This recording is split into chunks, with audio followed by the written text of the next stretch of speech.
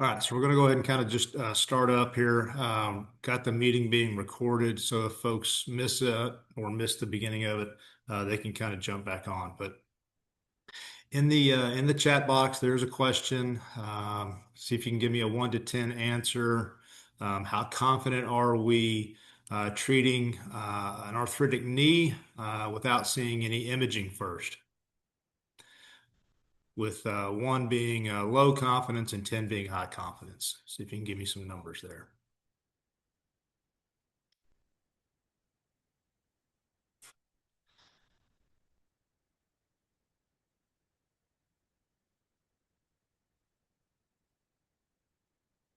Okay, starting to see those roll in. It's good. Well, it looks like everybody's pretty confident. You guys don't need this lunch and learn, huh?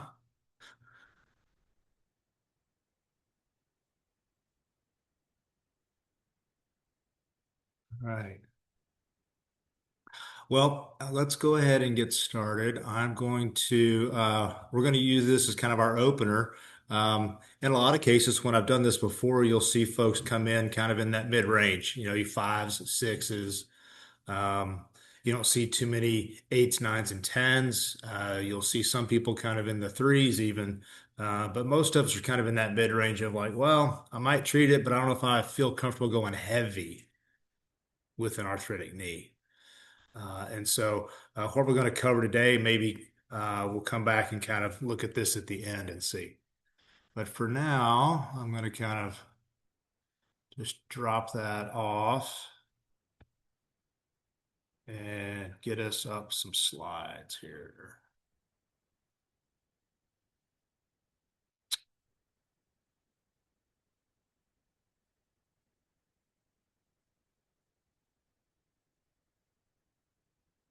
All right, so I can should have slides up there. All right, okay, Dylan, I can see you. You gave me a thumbs up. All right, if something happens to the slides and you lose them, I'm going to go ahead and minimize everybody, but I won't be able to see the thumbs down. So you'll need to pop on and actually kind of go, hey, we lost something, something's messed up. So just give me kind of that heads up. All right. We talked, appreciate everybody coming out today, kind of spending a little bit of your lunchtime with us.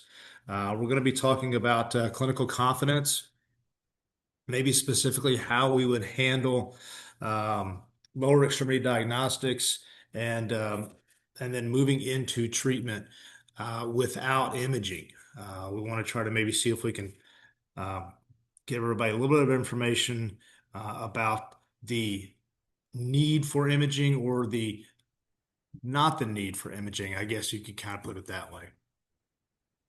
So if I can just start off by saying that there is a little bit of a system in place. There, there are a lot of folks out there. You see this first number, 240 million people worldwide that are affected by osteoarthritis. It's the number one cause of activity limitation in adults. And there's about a 20% mortality rate based on having a sedentary lifestyle. And so, really, what we will generally tell our patients when they bring an image in, or if they've had images and they are maybe clear or there's nothing significant there, is that we know as therapists, or if we don't, hopefully this slide presentation will kind of tell us that radiographs really correlate poorly with their symptoms. You can often have early onset arthritis symptoms, but show no changes on x-rays. And so the physician will tell you, well, your x-rays look good, but the patient says, well, I'm still having pain.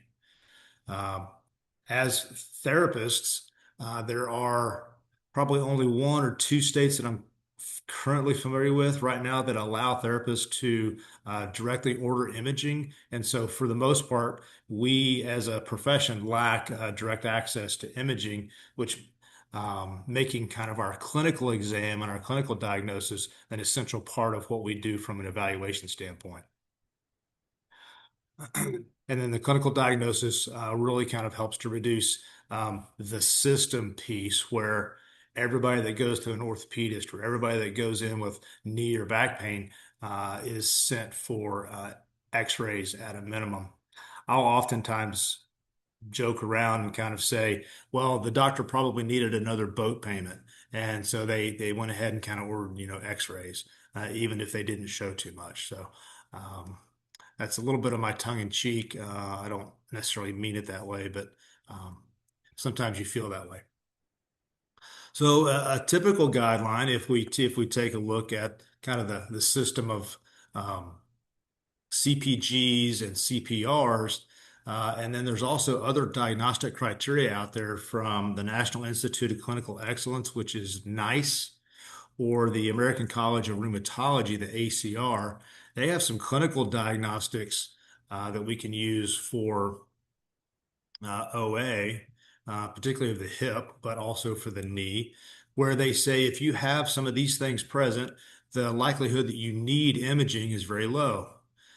Age over 45, if you have activity-related joint pain, if you have morning stiffness that goes away in 30 minutes, or no stiffness, according to the NICE criteria, you can stop right there because there is a high likelihood.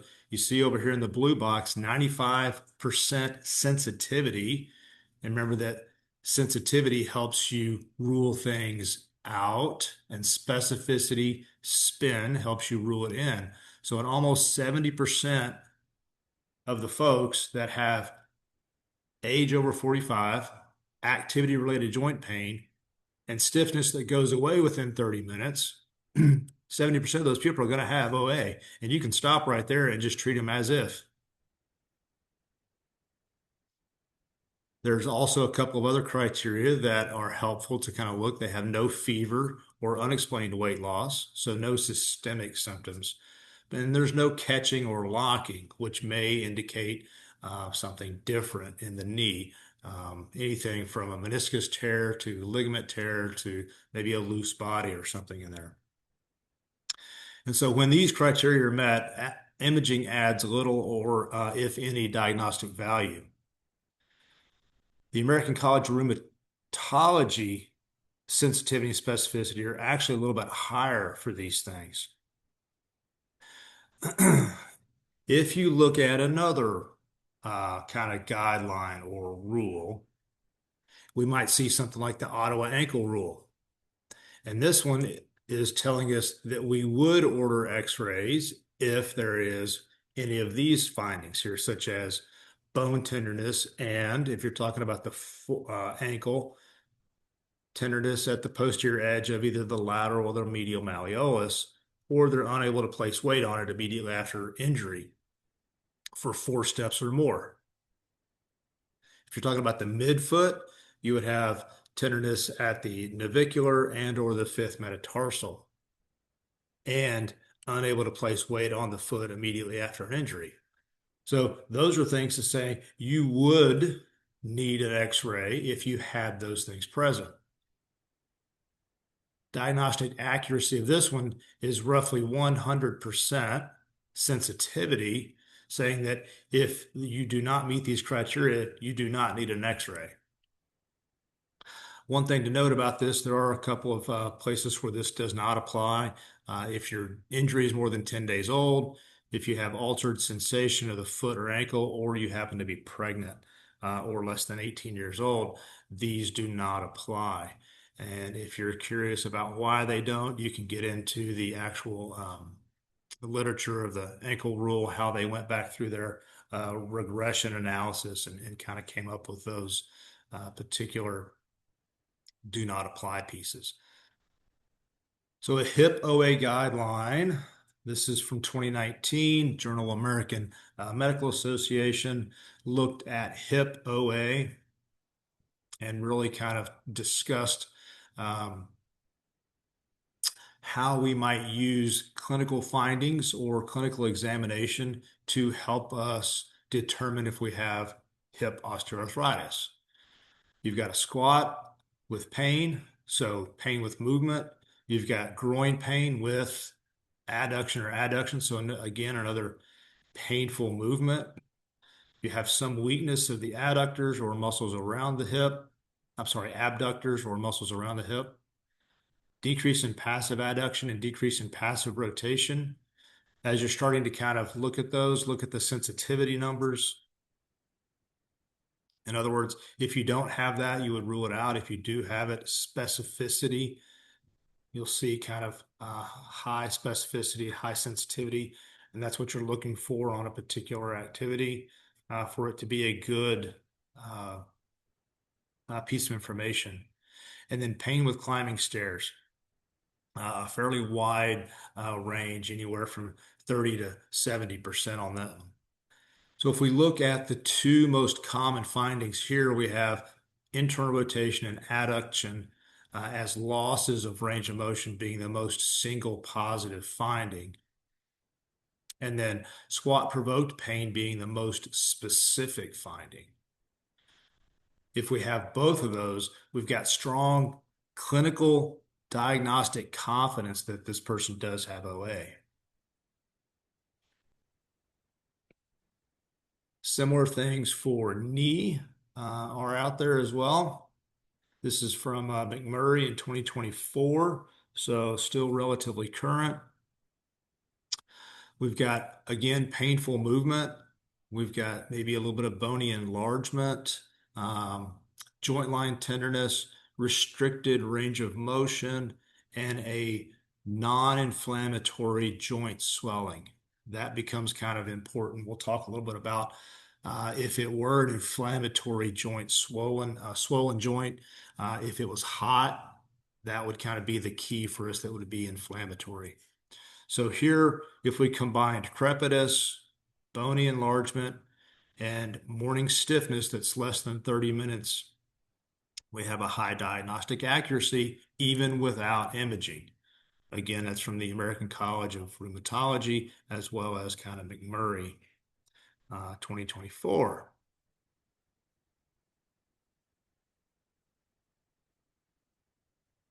All right. So here we might look at a clinical practice guideline for meniscus pathology. Lowry, 2006, put this one out, so it's been out for quite a while, but it is still clinically relevant for us. We have a history of catching or locking.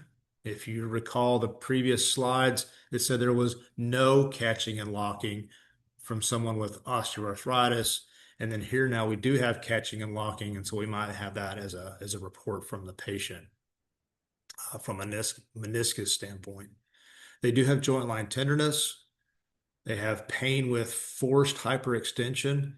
If you remember your special test, you may find the bounce home test where you take the knee and flex it, holding the heel, take your supporting hand away and allow the knee to kind of bounce into extension.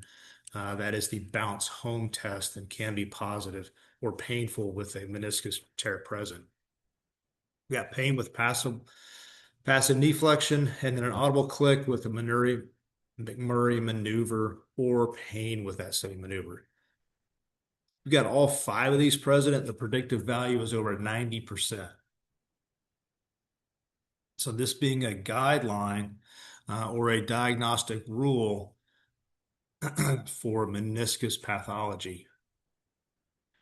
One of the things that's kind of interesting as you start to go through some of this literature is that you see that the CPGs are out there kind of telling us how to diagnose these things. And then there are clinical practice rules telling us how to treat those. And for knee OA, hip OA, we find that mobilizations, exercise, low impact things are generally pretty good. But what about heavy exercise? How do we know if we can heavy load these people up? And that was kind of the question to start with. Okay. Meniscal pathology, there really is not a diagnostic rule. We tend to use the patient's age. As increasing age, we are careful with loading somebody with suspected meniscus pathology, as well as their symptoms with the activity. Those are typically what will drive the treatment. But what we find with OA is that people actually do better with movement. They feel less pain. They feel better with strengthening. And so loading these people up, even relatively heavy, 50 to 75% of their body weight, is helpful for the joint, helps build resilience to muscle, helps build resilience to tendons, as well as stimulating bone growth and bone strength, helping to kind of curb the effects of osteoporosis and osteopenia. All right. How are we doing so far? Questions, thoughts, comments?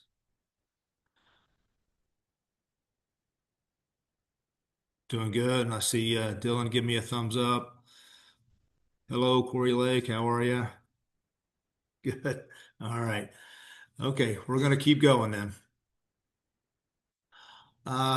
Made this slide just this morning, so it doesn't look quite as fancy as the others.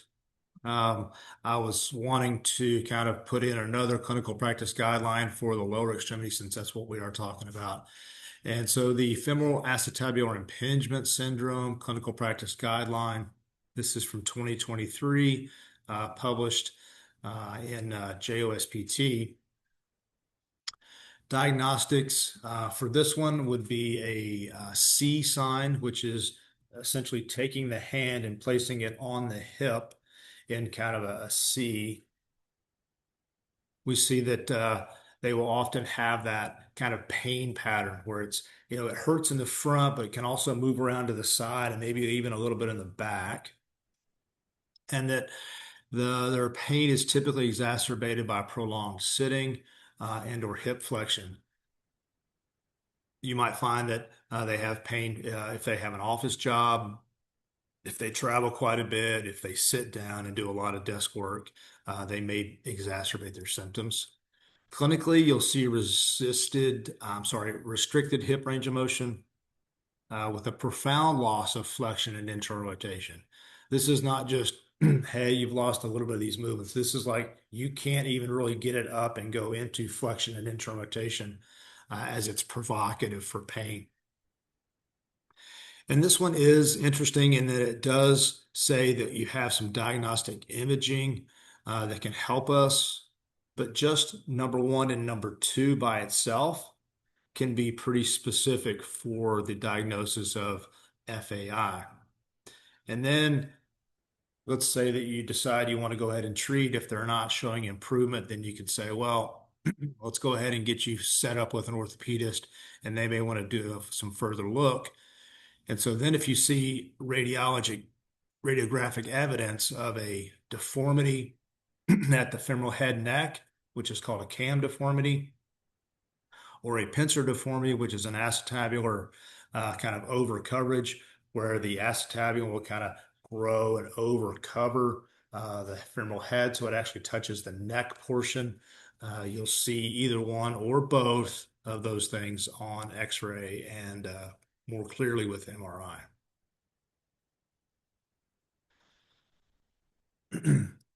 So now we're getting into some CPRs. And is everybody clear on the difference between CPG, CPR? Everybody's kind of good with that? I had a slide at the very beginning, which I apparently kind of skipped right past, and it kind of tried to explain the difference between CPG and CPR. If you were using your cell phone in a new city and you pulled up the map application and you put in their dinner restaurants and it pulled them up. That would kind of be the guideline. It's like, look, here's some of these, recommendations for dinner. And then if you said, okay, I want to go here to get pizza, and you clicked on that one and said go, that's now the rule. That's like the specific directions. And then if you read the reviews on this place and it said get the crab cakes, you're going to one of my favorite places. Okay.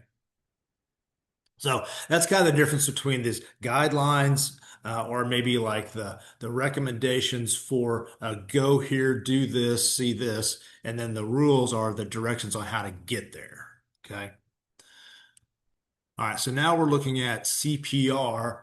This is the actual, okay, what are we doing with kind of rehabilitation if we're seeing age less than 58, we've got pain with passive hip flexion, we've got anterior thigh pain, we've got hip flexion less than 122, we got lateral hip pain. These people do nicely with hip mobilization and an exercise program.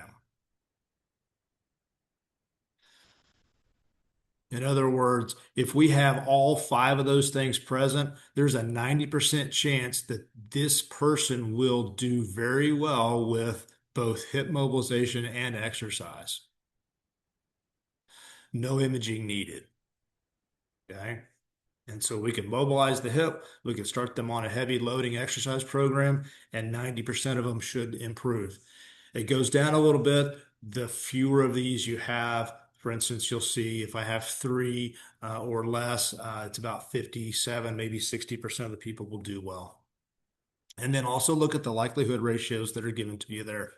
For the 90%, 5 out of 5 of these things present. Likelihood ratio, anything over 1 on likelihood ratios is good. This one's a 24. So again, just kind of telling you that hip OA really responds nicely to rehabilitation.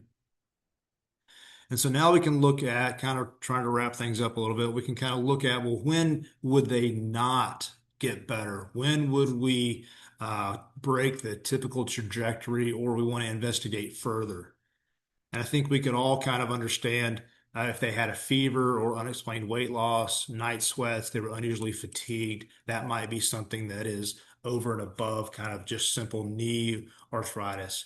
Um, Here's the morning stiffness piece.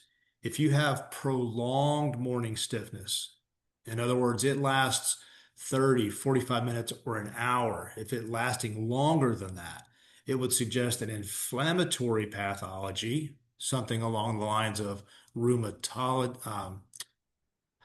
Oh, word finding troubles. I keep wanting to say rheumatology, but it's, you know what I'm talking about. Rheumatoid arthritis and or like psoriatic arthritis or some other inflammatory arthropathy. So we have significant swelling, erythema, warmth by palpation, or maybe we have multiple joints involved. We've got a knee, but we've also got an elbow and a wrist, maybe fingers, thumbs, and or ankles or shoulders. Those are just not classical for OA. We had a severe onset of pain without any kind of trauma, or we've got neurologic deficits present. Any of those really we'd want to kind of maybe pause conservative treatment, pursue some other referral for this person. And, what else could explain these symptoms? There's a variety of things, anything from kind of referred pain from the lower back all the way down to kind of inflammatory arthritis, rheumatoid arthritis, septic arthritis, and so on. Okay. All righty. So when to refer, we've got an emergency. We suspect hot, swollen joint, systemic illness, and no mechanism of injury. That would kind of be more on the emergency. Hey, let's get you looked at today because this hot, swollen joint that you don't recall doing anything to injure is something that you want to get kind of taken care of relatively quickly because it can lead to further systemic illness, even the really dangerous kinds of things such as sepsis. Rheumatology, if we again suspect we've got a hot swollen joint, we've got multiple joints involved, and prolonged morning stiffness. Okay, if you go back to the OA guidelines, they all said no morning stiffness or stiffness that is less than 30 minutes. So this prolonged morning stiffness is 30, 45 minutes or an hour or most. And so you can kind of quiz your patients, hey, how do you feel in the morning when you get up? Is your knee stiff? Is your hip stiff? And they're like, yeah, but it works itself out pretty quickly. Okay, that's falling into the OA category. If they're saying, no, it kind of stays with me for a long time, then you may start to think, okay, something different, maybe in this inflammatory kind of joint problems. When to refer here, we've got orthopedics that say some of the recommendations are failed at 3 months worth of conservative care. I might argue a little bit quicker than that. Maybe if they're not seeing improvement in 20 to 30 days, I would go ahead and maybe kind of get them referred on, particularly if we were unable to really progress in therapy after 6 or 8 visits. I'm going to kind of get you sent on. Or we've got some mechanical symptoms that are starting to show up, or even maybe some more functional losses that are showing up. And then primary care, red flags that maybe you think they need to see their primary care physician for. Again, this would be things like unusual fatigue. All they want to do is just kind of lay around. They don't feel like getting up and exercising, or they may show signs of depression or something like that. That would be a primary care referral. Okay. Still doing all right, everybody? Good? Yep. All right, here we go. Kind of wrapping things up. Got a couple of just general clinical decision frameworks, your typical trajectory. Your patient presents with lower extremity pain. You can do a quick screening. Do they have any of the red flags present? And then you ask yourself, is this something that is typical or atypical? And you kind of got these two boxes here, which an atypical presentation might be you have some red flags present, which was that previous slide.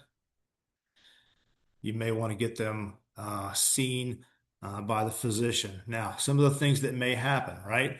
The physician may order labs. They may do a arthrocentesis where they drain the knee and then they send that fluid off for to pathology to see are there any uric acid crystals present, which might give us the gout diagnosis, or if it's got a high white blood cell count, may tell us about infection and so on. And then they're going to do the standard things where they'll get their MRIs and X-rays. But a more typical trajectory, which is what we're talking about, which is what we're hoping for when we see the patient and they haven't had the imaging, or they've had it, I'm sorry, they haven't had it, would be just we can confirm, hey, you don't really need any. Because what if that patient comes in and they go, I've got to have this? And you can say with pretty high degree of confidence, no, you really don't. Even if you had it, it probably wouldn't change my treatment selection. And so I don't really think you need it at this point. We can always pull that card out of your pocket if you want and play it later. We're going to monitor and see how you do over the next 4 to 6 weeks. And then if they're not improving, you can kind of consider sending them on for the imaging. So that would be kind of the typical trajectory for us. All right. So finishing us up, kind of wrapping us up, I'm going to ask a couple of questions and I'm going to ask you to respond. So you can get ready for that. Patient comes in with 0 red flags, but is convinced they need an MRI. How would you handle that? What would you do? What would you tell them?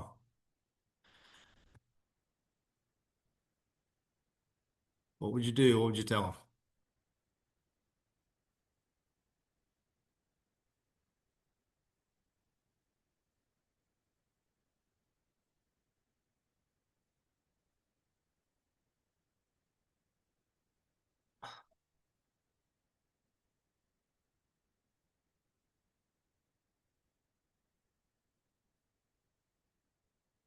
All right, don't make me pick somebody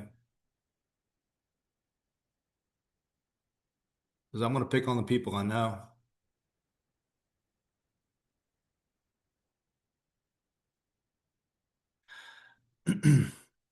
All right, Marissa, what would you tell them?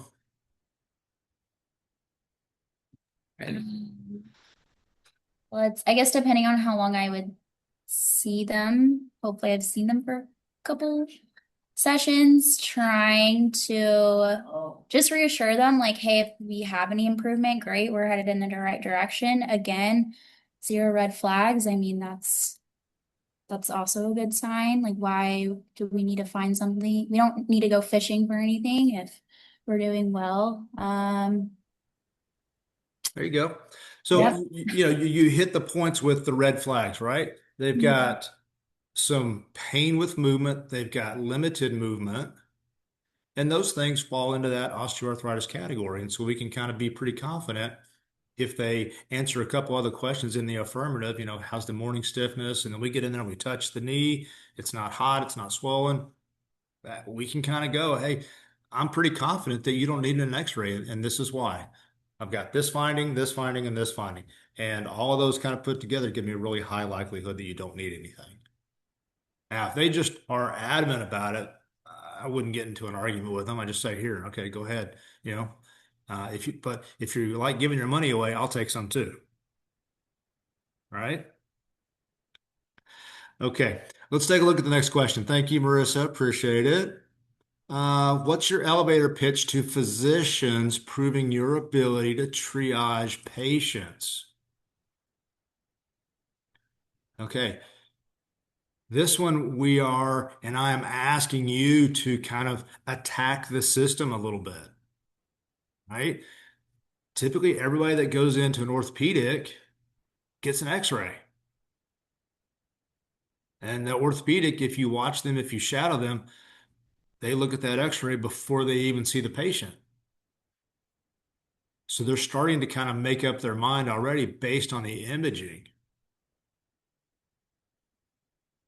So what's your elevator pitch? Somebody want to give that a shot?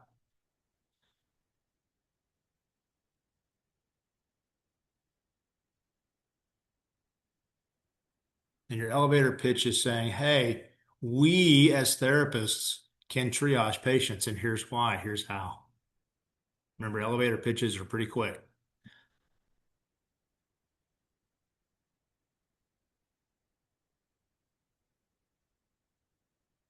For just a second, I saw Janelle's microphone come on like she was getting ready to talk.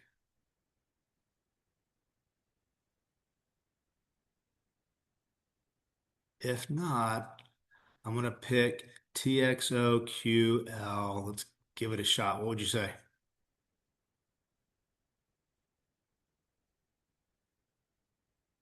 I think it obviously depends a lot on the physician. I think how we talk to different physicians would be very different. But I think just reminding them that we know the same things they know in terms of these like diagnostic clusters. And then just kind of going on that of like, right, is it going to change our treatment strategy? Because you're probably going to hopefully recommend PT either way, and just going that way. Yeah, I think that's a good approach. It's like, you got to know the person too, right? You're not going to come right at them with, hey, I can do things better, or I know this or that. But you're trying to tell them, from a diagnostic standpoint, we are aware of these guidelines and we use them in our practice as well. And so if there's an opportunity for us to see somebody direct access wise, we certainly want to be part of that triage system. I think that's a nice way to kind of go about it. So I appreciate the answer. Thank you. Okay, maybe one more here. We've got a 48-year-old female you've been treating under the criteria of knee osteoarthritis, and they come in with a new complaint. Our patients don't do that though, right? Nobody ever has a new complaint with a patient. And they have a new complaint of 45 minutes of morning stiffness in both hands.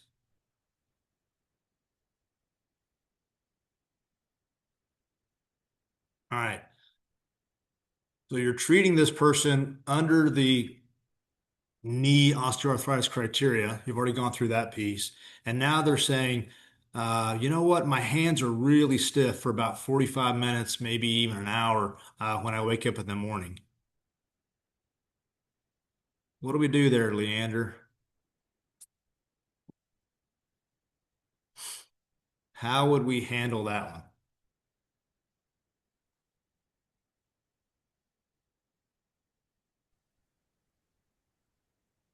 Probably would potentially have a discussion with them about maybe seeing rheumatology, because it's now in a different joint, a little longer. Morning stiffness doesn't get better with movement.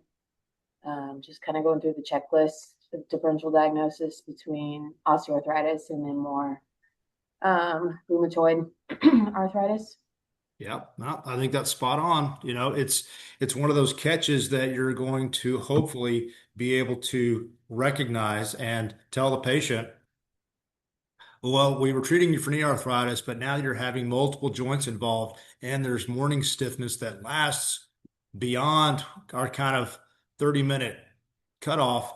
That may indicate something different. And that indication might be the need for you to be examined by your normal physician. And they ask you, well, what do you think it is? And that's where you have to be really careful, right? You can't, sometimes you want to throw out rheumatology, but well, let's be careful with it. You know what? I think it's better if you just visit your physician and make sure that we tell them, or I'm happy to call ahead of that visit and tell them what I'm seeing, and then they can kind of take you down the diagnostic pathway for what this might mean. I think this is kind of how I might phrase that, so that we're trying to stay away from saying, "Oh, you've got rheumatology," or "You've got rheumatoid arthritis." There I did it again. Rheumatology, right? You've got rheumatoid arthritis, and we want you to get treated for that. So we would stay away from that because we can't order the blood tests and all those other little pieces that help the doctor diagnose that. But just knowing the guidelines and the rules, that's really what today's session was about, helping us to kind of maybe stay away from or improve our ability to just ask questions and understand our patients a little bit better. Yeah. Look, I appreciate all the input here. If we go back to our chat question, does anybody pizza place or crab cakes? Oh goodness.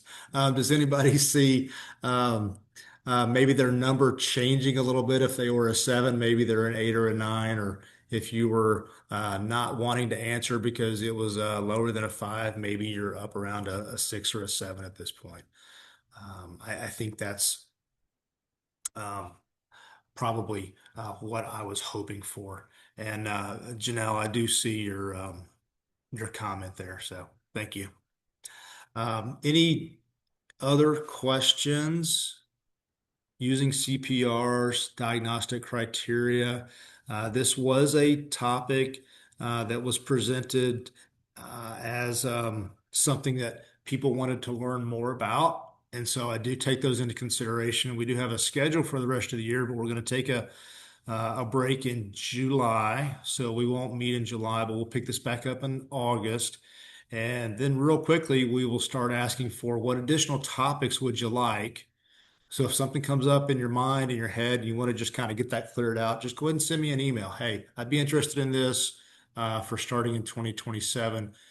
You know, or if you've got an interesting case, Janelle, if you've got an interesting case that we could present, you could jump on and do kind of like Mitch did earlier, and so forth.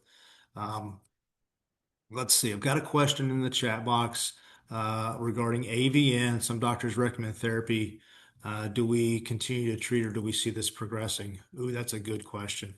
AVN, avascular necrosis, is one of those that typically does well with movement and exercise. We have to be careful with the amount of loading because the bone is not getting normal blood supply, and so normal healing is not expected. But we do want to keep the joint mobile. Um, and then we're constantly looking at symptoms, how they are tolerating activities. And if we're seeing any change in symptoms, that person is typically also followed by the doctor with serial x-rays so that they're watching the bone health. And if we're seeing any increase in symptoms, we can maybe send them back earlier.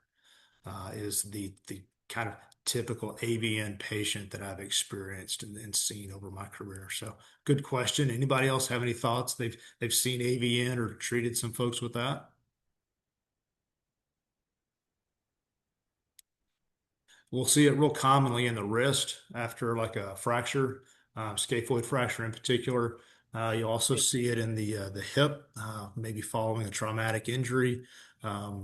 It's actually what led Bo Jackson to having to have a hip replacement after his hip dislocation during football. So can be a pretty significant problem.